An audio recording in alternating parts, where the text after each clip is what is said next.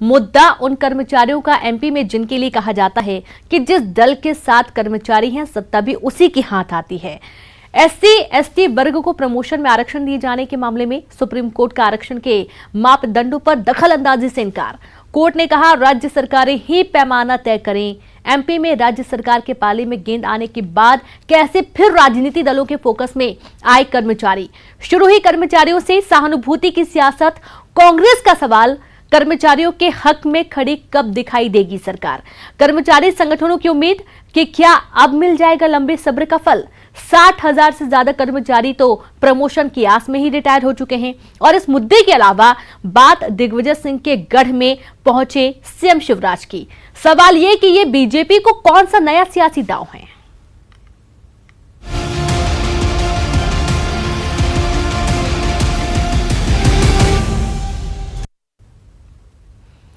SC/ST वर्ग को promotion में आरक्षण दिए जाने के मामले में सुप्रीम कोर्ट ने आरक्षण के पैमानों में किसी भी तरह की दखलंदाजी से इनकार कर दिया और कहा है कि ये पैमाना राज्य सरकारें ही तय करें। कोर्ट ने कहा कि राज्य सरकारें इसका रिव्यू करें और इसके लिए समयावधि भी तय हो। सबसे पहले समझिए कि ये पूरा मामला है क्या।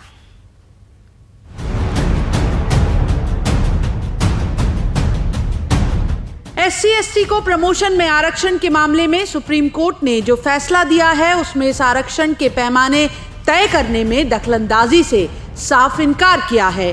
कोर्ट ने स्पष्ट कह दिया कि हम ऐसा नहीं कर सकते, ये राज्यों को करना चाहिए। यानी कि एक तरीके से गेंद अब राज्य सरकारों के पाले में है। सुप्रीम कोर्ट ने कहा कि राज्य सरकारें आरक्षण तय करने से पहले उच्च पदों पर मिले प्रतिनिधित्व के आंकड़े जुटाएं और समीक्षा भी करें कि SC/ST वर्ग को पदोन्नति में आरक्षण में सही ढंग से प्रतिनिधित्व मिला है। कोर्ट ने समीक्षा के लिए अवधि तय करने के लिए भी कहा। सिर्फ लटकाए रखना चाहती हैं सरकारें, इसलिए सरकारें उस बारे में कोई के आगे कोई कदम नहीं उठा रही, क्योंकि पहले भी ये मुद्दों पर चर्चा हो चुकी है। क्योंकि यहाँ प्रश्न ये नहीं था, अभी जो कल सुप्रीम कोर्ट का जजमेंट आया है उसमें रिजर्वेशन का यह प्रश्न नहीं था कि संविधान में रिजर्वेशन दिया जाना चाहिए कि नहीं दिया जाना चाहिए। प्रश्न ये था कि किसी व्यक्ति को यदि रिजर्वेशन के तहत सर्विस प्राप्त कर चुका है, फॉर एग्जाम्पल यदि रिजर्वेशन के तहत उसने IAS में सिलेक्शन हो गया और कलेक्टर की पोस्ट वो काम कर रहा है, अब कलेक्टर से फर्दर प्रमोशन जब कमिश्नर के पद पे होता है तो क्या उसको रिजर्वेशन वहाँ पर मिलना चाहिए कि नहीं मिलना चाहिए, ये बात मुद्दे की थी। क्योंकि संविधान के मुताबिक एक बार उसको रिजर्वेशन मिल चुका और रिजर्वेशन का फायदा लेके वो अपनी अपर पोस्ट ले चुका है, इस मुद्दे पर चर्चा होना थी। तो उसी मुद्दे पर पहले भी सरकारों को निर्देश दिए गए हैं कोर्टों के द्वारा कि आप पहले एक सर्वे करिए कि इसमें किस तरीके से लोग रिजर्वेशन हो रहा है, तो रिजर्वेशन के बाद कितने लोग फ़ायदा उठा पा रहे हैं, कितने लोग डिप्राइव हो रहे हैं, इसके बाद आप उस पर निर्णय लीजिए। तो सरकारें उस पर निर्णय ले रही नहीं, इसलिए बार बार मामला सुप्रीम कोर्ट, हाई कोर्ट और सरकार के पाले में जा रहा है। मामले की सुनवाई न्यायमूर्ति नागेश्वर राव की अध्यक्षता वाली 3 न्यायाधीशों की पीठ ने की। जस्टिस L नागेश्वर राव, संजीव खन्ना और BR गवई की बेंच ने 2006 के नागराज और 2018 के जरनैल सिंह मामले का जिक्र करते हुए कहा कि इन पर संविधान पीठ के फैसले के बाद सुप्रीम कोर्ट कोई नया पैमाना नहीं बना सकती। अभी भी सुप्रीम कोर्ट भी इसमें अपनी तरफ से एफर्ट नहीं करना चाहती है। सुप्रीम कोर्ट भी कहा कि जो चल रहा है चलने दीजिए, अदरवाइज सुप्रीम कोर्ट भी इसमें इसको वेरिफिकेशन इंटरप्रिटेशन होना है। इसमें संविधान में जो प्रावधान दिया गया है उसको इंटरप्रिटेशन किया जाना है कि जो रिजर्वेशन है वो सिर्फ नौकरी पाने तक लागू होगा कि नौकरी पाने के बाद ताजीवन लागू होता रहेगा, ये इंटरप्रिटेशन है। SC/ST वर्ग के प्रमोशन में आरक्षण का मामला 2017 से अटका हुआ है। केंद्र और राज्य सरकार ने सुप्रीम कोर्ट में एक याचिका दायर कर कहा था कि प्रमोशन में आरक्षण मामलों पर तत्काल सुनवाई की जाए, क्योंकि कोर्ट में लंबित मामले की वजह से देश भर में लाखों पदों पर नियुक्तियां रुकी हुई हैं। अब केंद्र और राज्यों से जुड़े आरक्षण के मामलों में स्पष्टता पर सुनवाई 24 फरवरी से होगी। दिल्ली में सुशील पांडे, जबलपुर में प्रतीक मोहन अवस्थी के साथ bureau report, news 18 Madhya Pradesh, Chhattisgarh. SC/ST वर्ग के प्रमोशन में आरक्षण के मुद्दे पर सुप्रीम कोर्ट के फैसले के बाद अब एमपी में राजनीति गर्मा गई है। कर्मचारी वर्ग बड़ा वोट बैंक है, लिहाजा उसे साधते हुए शुरू हुई सियासत में कांग्रेस सरकार पर आरोप लगा रही है कि सरकार की कमजोर पैरवी की वजह से ये मामला उलझा है। उधर कर्मचारी संगठनों ने सरकार से अपील की है कि कोई बीच का रास्ता निकाला जाए जिससे कर्मचारियों को प्रमोशन का लाभ मिल सके।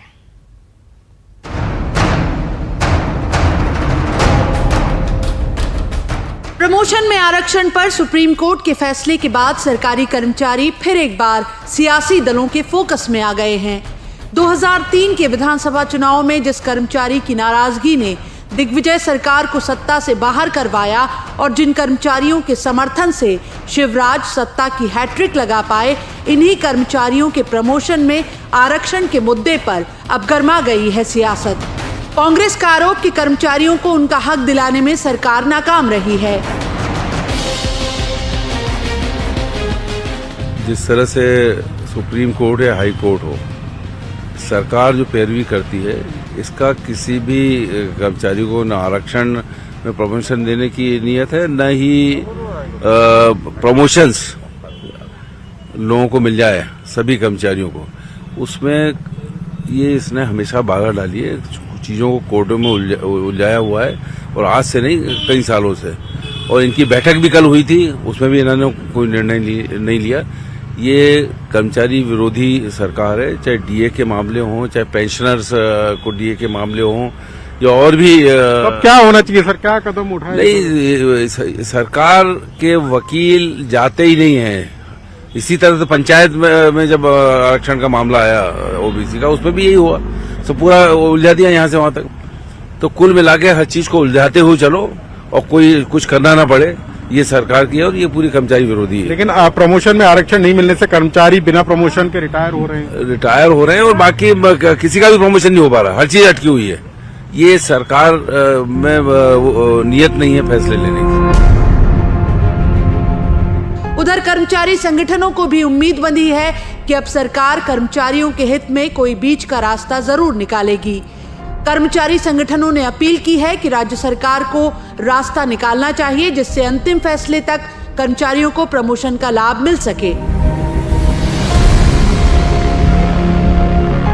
आज का जो दिन था वो मध्य प्रदेश के कर्मचारी जगत के लिए बहुत महत्वपूर्ण दिवस था और सुबह से ही कर्मचारियों में भारी उत्साह था कि जो 6 वर्षों से पदोन्नति मध्य प्रदेश की सरकार ने रोक करके रखी है, शायद आज उसके ऊपर से रोक हटे।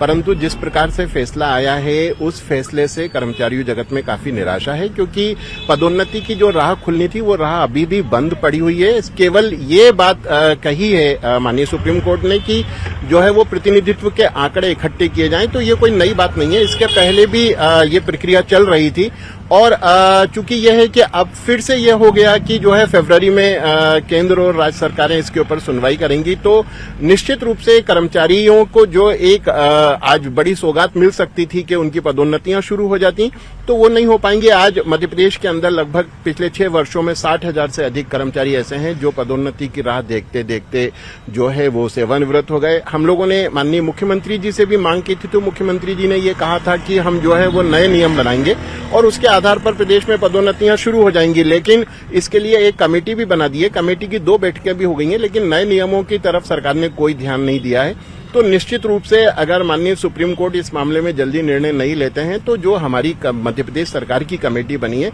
इस कमेटी को बीच का रास्ता निकालना चाहिए और नियम बना करके प्रदेश में कर्मचारियों की पदोन्नति शुरू करनी चाहिए, जिससे कर्मचारियों में जो नाराजगी है और उनका जो भविष्य पीड़ित हो रहा है, उससे कम उनको सुरक्षा मिले।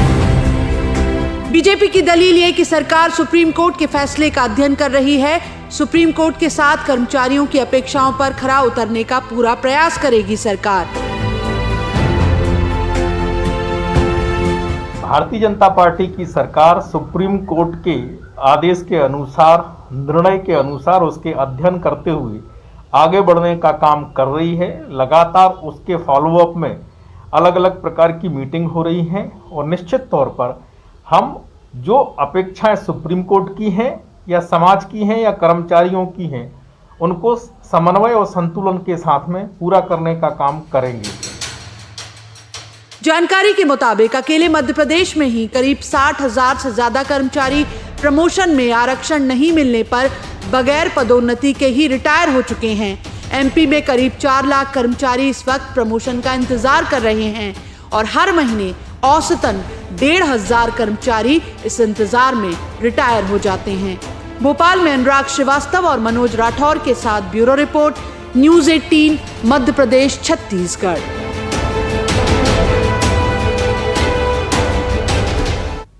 और वक्त एक ब्रेक का है, हम जल्द लौटेंगे।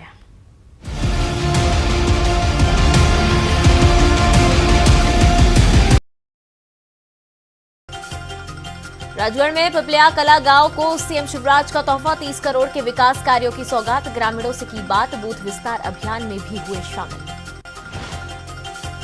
घर का सपना हुआ साकार, सीएम शिवराज ने 875 करोड़ ट्रांसफर किए। कर्मचारियों को फिर सख्त चेतावनी, कहा रिश्वतखोरी नहीं चलेगी, हर गांव का मास्टर प्लान बनाने का ऐलान।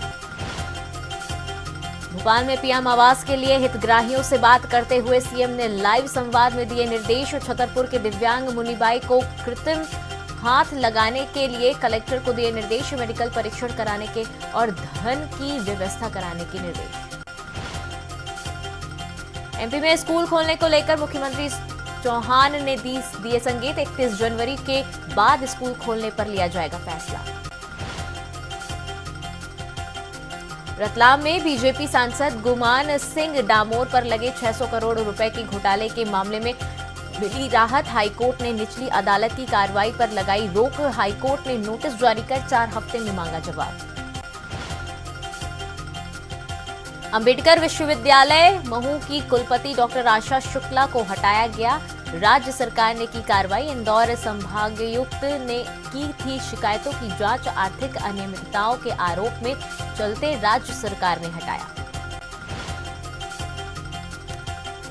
बड़वानी में गन्ने के खेत में लगी आग, 6 एकड़ में लगी गन्ने की फसल जलकर राख। फायर ब्रिगेड ने आग पर पाया काबू, लाखों का नुकसान हुआ। सिवनी में घर के बाहर खड़ी कार में अचानक लगी आग। फायर ब्रिगेड और स्थानीय लोगों की मदद से आग पर पाया गया काबू। कार जलकर खाक, आग लगने के कारणों का नहीं चला पता। एमपी में प्रशासन का एंटी माफिया अभियान जारी। देवास में पुलिस ने भू माफियाओं के खिलाफ की कार्रवाई। बदमाश के कब्जे से 10 बीघा वन भूमि को कराया मुक्त। उज्जैन में अपराधियों पर कसी नकेल। 19 अपराधियों पर में शामिल आरोपी के अवैध निर्माण को तोड़ा। 3 मंजिला मकान की गिराई एक अवैध दीवार। शहडोल में नशे की खेप बरामद, 4 आरोपी गिरफ्तार। अंतर्राज्यीय गिरोह से जुड़े हैं तार। नशीली दवाओं व गांजे के कारोबार में।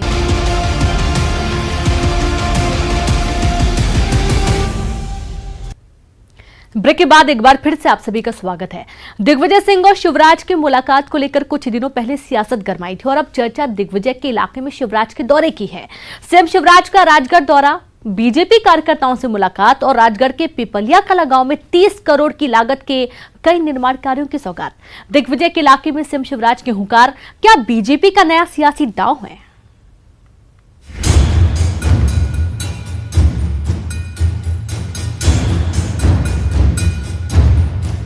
कहते हैं राजनीति में कुछ भी बेवजह नहीं होता, नेताओं के दौरे भी नहीं। तो क्या बूथ विस्तार के लिए बीजेपी के कार्यक्रमों में दिग्विजय सिंह का इलाका राजगढ़ भी इसी तय रणनीति का पड़ाव था? राजगढ़ पहुंचे सीएम शिवराज उस पिपलिया कला गांव में भी पहुंचे जहां से दिग्विजय सिंह ने महंगाई के खिलाफ जनजागरण यात्रा निकाली थी। एक बात और आज मैं करूं, कई जगह मैं गया, लोगों ने बताया कि रहने की भैया घर में जगह ही नहीं है। मैंने कहा क्यों? बोले बाप के 4 बेटा हो गए, फिर 4 बहुएं आ गई, उनके नाती पोता हो गए, अब मकान इतना छोटा है कि बच्चे रहने की जगह ही नहीं मिली। तो सब गरीबों के लिए हमने ये तय किया है, पूरे मध्य प्रदेश में मुख्यमंत्री भू आवासीय अधिकार योजना, और उसमें यह तय किया है कि जिनके पास रहने की जमीन नहीं है, मैं रहने की जमीन की बात कर रहा हूं, या एक मकान में कई परिवार रह रहे, एक परिवार का मतलब है, एक परिवार का मतलब पति पत्नी और उसके बच्चे। अगर एक परिवार से ज्यादा रह रहे तो रहने की जमीन का पट्टा देके उनको जमीन का मालिक बनाया जाएगा। कोई बिना रहने की जमीन के नहीं रहेगा। यहाँ पे बनाना शुरू होगा। बूथ विस्तारक कार्यक्रम में शामिल हुए सीएम शिवराज ने इसी गांव में कार्यकर्ताओं को टिप्स दिए कि किस तरह पार्टी की जड़ें और मजबूत करनी हैं। देखिए, दिग्विजय सिंह जी के गढ़ में घुसने के प्रयास जो हैं शिवराज सिंह जी के द्वारा, ये पहली बार नहीं है। एक बार राधौगढ़ से दिग्विजय सिंह जी के खिलाफ वे चुनाव लड़ भी चुके हैं और बुरी तरह हार भी चुके हैं, लेकिन उनके जो प्रयास हैं कि ख़त्म नहीं होते। उनका जो बयान है, दिन शुरू होता है दिग्विजय सिंह जी से, दिन ख़त्म होता है दिग्विजय सिंह जी से। सरकार के काम शुरू होते हैं दिग्विजय सिंह जी से, सरकार के काम होते हैं ख़त्म दिग्विजय सिंह जी को कोसते हुए। तो भारतीय जनता पार्टी के पास कोई विकल्प नहीं है दिग्विजय सिंह जी और कमलनाथ जी के खिलाफ। और शिवराज सिंह जी बेहद घबराए हुए हैं, वे अपनी कुर्सी को बचाने में लगे हों, इसलिए दिग्विजय सिंह जी के नाम का जाप वे फिर से करने लगें ताकि पार्टी अब उनको तवज्जो दे। पार्टी कार्यकर्ताओं को संगठन की मजबूती के टिप्स दिए तो पिपल्या कला गांव के आम लोगों को दी 30 करोड़ की लागत के निर्माण कार्यों की सौगात। परिवार के मुखिया की तरह ग्रामीणों से संवाद करते मुख्यमंत्री आयुष्मान कार्ड समेत दूसरी सुविधाओं का लाभ लेने का आग्रह कर रहे थे। पीपलिया कला में बता रहे 2200 लोगों के बने हैं। अगर और कोई रह गए हों तो आयुष्मान कार्ड का मतलब है भगवान ना करे कोई कभी बीमार हो, लेकिन अगर बीमार भी हो जाए तो प्राइवेट अस्पताल में भी चिन्हित जो अस्पताल होंगे 5 लाख रुपए तक का इलाज साल भर में फ्री में करवा के दिया जाएगा, ताकि बीमारी के समय गरीब को या छोटे किसान को इलाज की व्यवस्था हो जाए। मैं अभी ये निर्देश और दे रहा हूं। कुछ दिन पहले सीएम शिवराज से मुलाकात को लेकर दिग्विजय सिंह भोपाल की सड़कों पर धरना दिए बैठे थे। जिस गांव से दिग्विजय सिंह ने महंगाई के खिलाफ पदयात्रा निकाली, दिग्विजय के गढ़ राजगढ़ के उसी गांव में आज शिवराज हैं। बीजेपी में पार्टी कार्यक्रम ही नहीं, जगह का चुनाव भी देख परख के किया जाता है। दिग्विजय के गढ़ में सौगातों की झड़ी लगाते शिवराज का ये कौन सा नया सियासी दांव है। ग्वालियर में सुशील कौशिक के साथ bureau report, news 18 Madhya Pradesh Chhattisgarh.